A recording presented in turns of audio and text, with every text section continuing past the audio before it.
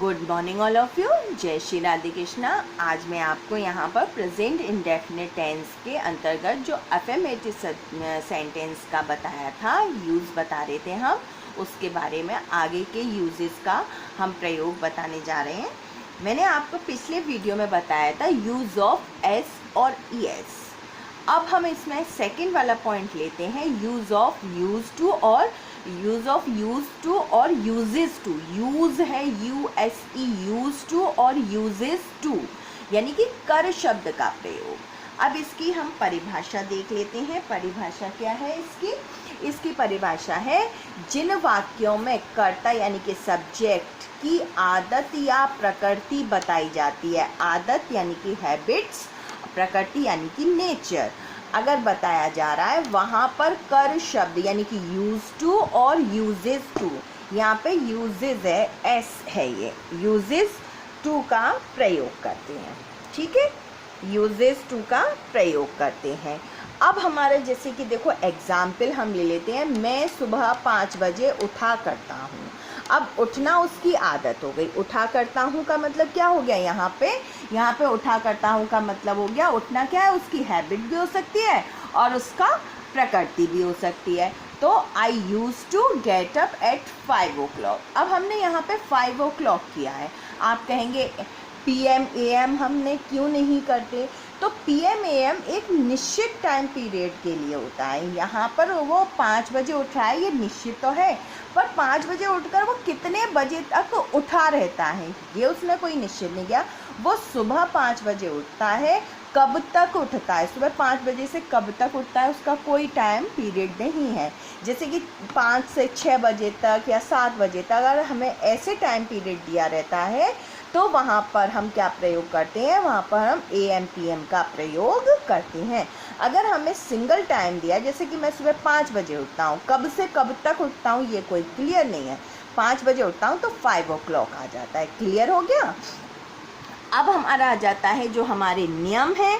तो नियम हमारे क्या कहते हैं? कर्ता एक वचन के साथ यानी कि सब्जेक्ट सिंगुलर नंबर के साथ में हम यूजेस टू का तथा कर्ता बहुवचन प्लस कर्ता आई यानी कि प्लूरल नंबर और आई के साथ में हम यूज टू का प्रयोग करते हैं। अब हम एक और चीज़ है, विशेष क्या है इसका? विशेष जान लेते हैं। ऐसे वाक्यों में एस या ES का प्रयोग नहीं करते हैं। क्यों नहीं करते हैं?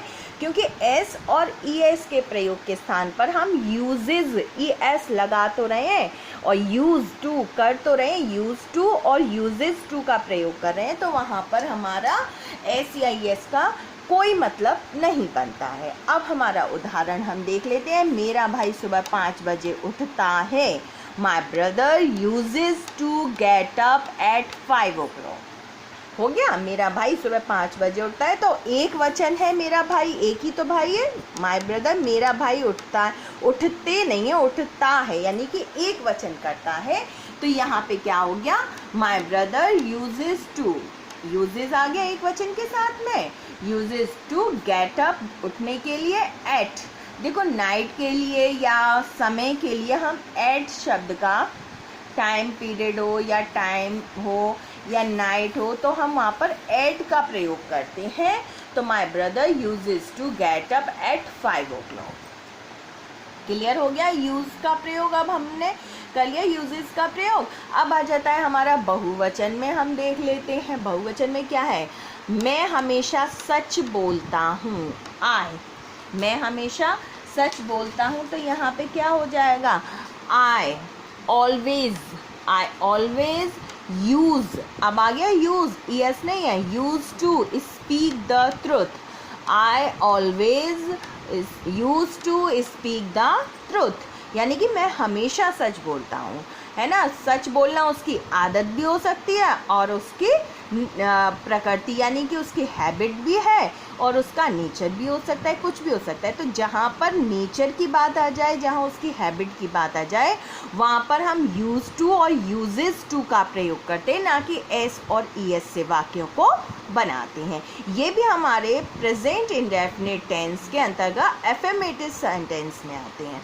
अब हमारा आ जाता है यूज़ ऑफ हैज़ और हैव टू का प्रयोग, यानी कि जहाँ पर पढ़ शब्द का प्रयोग हो, जहाँ पर पढ़ शब्द का प्रयोग हो जाता है वहाँ पर हम क्या करते हैं, हम हैज़ टू और हैव टू का प्रयोग करते हैं। अब हम इसकी परिभाषा देखते हैं। जिन वाक्यों में कर्ता पर दबाव पड़ता है, यानी कि सब्जेक्ट पर कोई प्रेशर पड़ जाता है, वज़न पड़ जाता है, वज़न वैसे वाला वेट नहीं, उसके ऊपर 10 किलो 5 किलो कुछ रख दिया सामान, वो वज़न नहीं, उसके स्वयं के ऊपर कोई कि नहीं प्रेशर के साथ कि नहीं तुम्हें ये करना है, ये करना पड़ रहा है, उसे मजबूरी भी हो सकती है उसकी, उस काम को करने में उसका इच्छा नहीं हो पर मजबूरी में करना पड़ रहा हो, तो उसकी वहाँ पे मजबूरी भी आ जाती है ना, दबाव भी आ जाता है, प्रेशर जिसे कहते हैं, मजबूरी आ जाती है। तो वो चीज़ यहाँ पे मैं आपको बता रही हूँ। जिन वाक्यों में कर्ता यानी कि सब्जेक्ट के ऊपर दबाव पड़ता है वहाँ पर पढ़ वाले शब्दों का प्रयोग करते हैं। जैसे मुझे 5 बजे उठना पड़ता है। अब क्या मजबूरी है, उसने ये तो नहीं बताया कि आदत तो नहीं है, वो वहाँ पे उठता है, यहाँ पे उठना पड़ता है। अब भाई क्यों उठना पड़ता है, सामने वाला मुझे 5 बजे सुबह उठना पड़ता है, तो सामने वाला यही तो पूछेगा भाई क्यों उठना पड़ता है, क्या रीज़न है, कारण क्या है। या तो उसके ऊपर दबाव हो सकता है, पढ़ाई का दबाव हो या मम्मी पापा का दबाव हो कि नहीं बेटा उठेगा ही उठेगा। जैसे सुबह मम्मी पापा उठा देते हैं, बोर्ड परीक्षा आने वाली है या टेट के पेपर आने वाले हैं, अरे कुछ तो पढ़ लो, है ना, और गाली भी देते नालायक को। हाँ, मुझे भी पड़ जाती है, ऐसी बात नहीं है कि अरे नालायक कुछ तो पढ़ लिया कर, ऐसे मुझे भी बोलते थे, अब भी बोलते हैं कि अरे बेटा कुछ बच्चों के लिए कुछ तो पढ़ा दिया कर, है ये करती है वो करती है। बेशक मैं पढ़ाती हूँ उसके बाद भी, क्योंकि प्रत्येक माता पिता का ये रहता है कि बच्चे कुछ ना कुछ करने चाहिए, तो वही हिसाब है। तो ऐसे ही मुझे 5 बजे उठना पड़ता है। अब उठना पड़ता है क्या मजबूरी है, जैसे मैं सुबह 4 बजे मुझे उठना पड़ता है, क्यों उठना पड़ता है, क्योंकि भाई पूजा पाठ करनी है, ये करनी है, वो करनी है। ऐसे ही आप लोगों के पास भी, किसी के पास भी एक रीज़न हो सकता है ना, कारण हो सकता है, मजबूरी हो सकती है, या किसी का दबाव हो सकता है, या कोई काम ऐसा हो सकता है जिस वजह से हमें सुबह 5 बजे उठना पड़ता है। अब इसका नियम हमारा क्या जाता है, एक वचन करता है, यानी कि सिंगुलर नंबर के साथ में हमारा हैज़ टू का प्रयोग हो जाता है। बहुवचन करता है यानी कि प्लूरल नंबर हो या फिर हमारा सब्जेक्ट आई हो, या तो हमारा प्लूरल नंबर यानी कि सब्जेक्ट हमारा प्लूरल नंबर में हो या सब्जेक्ट हमारा आई हो, वहाँ हैव टू का प्रयोग करते हैं। विशेष क्या हो जाएगा, इन वाक्यों में भी हम क्या करते हैं, एस या एस का प्रयोग नहीं करते हैं, क्योंकि जब हम हैज़ टू और हैव टू लगा रहे हैं तो एस या एस का प्रयोग हम नहीं करते हैं। इतना यहाँ तक सबको मुझे उम्मीद है समझ में आ गया होगा। अब हम इनका यहाँ पे प्रयोग देखते हैं। अब देखो एग्जाम्पल से हम समझते हैं। I have to get up at 5 o'clock। अब 5 o'clock क्यों किया है, एट क्यों लगाया है, ये तो अब आपको पता ही है ना, मुझे बताने की ज़रूरत नहीं है। तो I have to get up at 5 o'clock। He has to get up at 5 o'clock। Has to का प्रयोग एक वचन के साथ, आई का प्रयोग है हैव टू के साथ में, हैज़ टू का प्रयोग है ही के साथ में एक वचन, यहाँ पे सब्जेक्ट आई। अब प्लूरल नंबर है हमारा you have to get up at 5 o'clock। ये भी हो गया एग्जाम्पल। अब इसका एक अपवाद और है। आप कहेंगे कि मैम ये अपवाद बहुत हैं। बेटा अपवाद इसलिए हैं, अपवाद हम इसलिए लेकर आते हैं जिससे कि आप समझ सकें अच्छे से अच्छा, आपके अंदर छोटी माइन्यूट से माइन्यूट कोई भी कमी ना रह जाए। देखो एक तो होता है हमारा आर्ग्यूमेंट, मैंने आपको पहले भी बताया था, एक तो होता है आर्ग्यूमेंट, एक होता है हमारा डिस्कस। तो आर्ग्यूमेंट हम बहस पे बहस करना, है ना, वो तो हो गया हमारा आर्ग्यूमेंट कि बेवजह बेमतलब हमें बहस करनी है। तो बहस का तो कोई अंत है ही नहीं, बहस हमें नहीं करनी है। हम यहाँ आर्ग्यूमेंट नहीं कर रहे हैं, यहाँ पे एक्सेप्शन कर रहे हैं। एक्सेप्शन मतलब अपवाद जो हम यहाँ पे कर रहे हैं वो हम डिस्कस कर रहे हैं, यानी कि किसी समस्या को लेकर उस पर हम जद्दोजहद लगा रहे हैं, अपना दिमाग लगा रहे हैं, एक दूसरे से कंसल्ट कर रहे हैं कि क्या हमें ये सही है, क्या ये गलत है, तब हम उसका निष्कर्ष निकाल रहे हैं। अब हम यहाँ पे ये क्या हो गया हमारा डिस्कशन यानी कि डिस्कस, और आर्ग्यूमेंट यानी कि हम बेवजह बेमतलब कि नहीं ये हो ही नहीं सकता, ये वो हो गया हमारा लड़ाई झगड़ा कि जिसका कोई भी सिर पैर ना हो। तो तो अपवाद हमारा, एक्सेप्शन हमारा क्या कहता है, हैव टू का प्रयोग आदेशात्मक वाक्य चाहिए जो इम्पेरेटिव सेंटेंस होते हैं। इम्पेरेटिव सेंटेंस का मतलब क्या है, आदेशात्मक वाक्य में चाहिए के रूप में किया जाता है।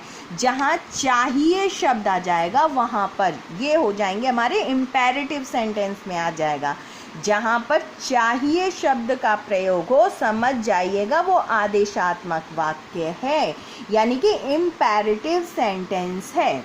और इम्पेरेटिव सेंटेंस चाहिए में हम किसका प्रयोग करते हैं, हैव टू का प्रयोग करते हैं। जैसे तुमको वहाँ जाना चाहिए, you have to go there, यानी कि तुमको वहाँ जाना चाहिए। यहाँ पर हम हैव टू का प्रयोग करेंगे, you have to go there, तुमको वहाँ जाना चाहिए।